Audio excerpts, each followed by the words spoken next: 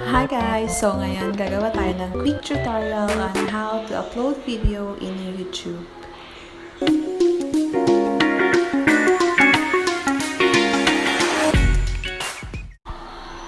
So obviously, we need to open first our YouTube app.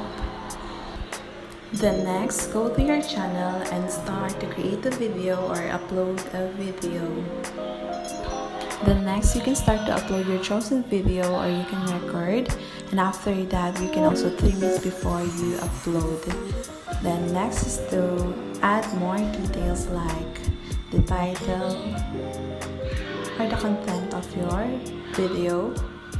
So dito, nilagay ko a day with the new family. So yun yung content ng video ko.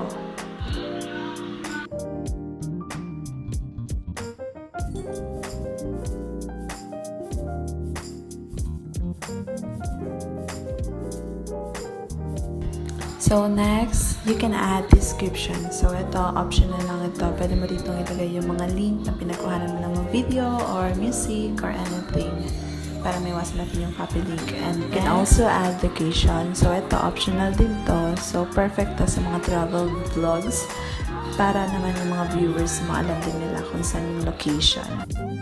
You can also choose if you want to make your video public or private and choose your audience if it's for kids or for adults only. Then, click upload and wait until it has been uploaded and processed. Matuto kang maghintay. Char.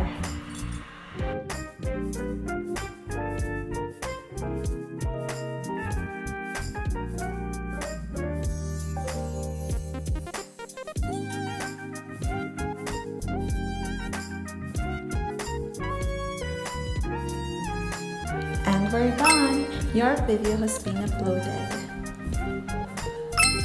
Thank you for watching. Please subscribe.